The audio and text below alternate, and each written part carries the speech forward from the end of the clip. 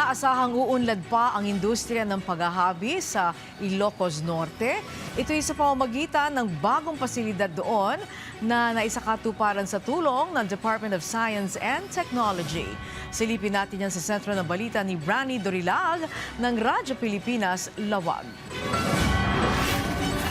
Kasabay ng pagpapasinaya sa bagong Regional Yarn Production and Innovation Center dito sa Vintar, Ilocos Norte, bago at mga high-tech din ang mga makinarya na ginagamit ng mga weaver o manghahabi rito. Dahil diyan, mas maraming sinulid ang magagawa rito at mas maraming kabataan ang matututo o mahihikayat sa paghahabi. Pero kahit marami ng makinarya rito, tiniyak ng Department of Science and Technology na mapepreserba pa rin ang skills o kasanayan sa traditional weaving.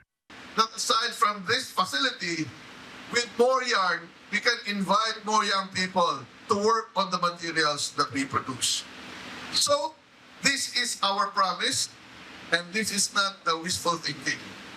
To spin the fibers of heritage, innovation, and sustainability into a yarn that proudly represents the Filipino nation. Gawang Pinoy, subok na matibay, subok na matatag at maganda. At para mas maraming Pilipino ang makinabang dito, bukas din ang naturang pasilidad sa mga kalapit na lalawigan ng Ilocos Norte. Sa ganitong paraan, mas makikilala lalo ang mga produkto na gawang Ilocano.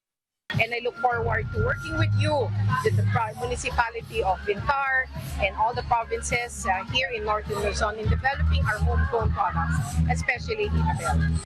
Malaki naman ang pasasalamat ng isa sa pinakamatagal ng maghahabi sa Ilocos Norte na si Lola Perlita sa DOST. Bukod sa mga natutunan niya sa mga kagamitan sa bagong pasilidad, may hiling din siya sa pamahalaan. Takol nga yaman yung mimam, dumot yung naamamwam mi, matuturo mi, tilang yung aman mi, tuloy na kami kung mga matulungan.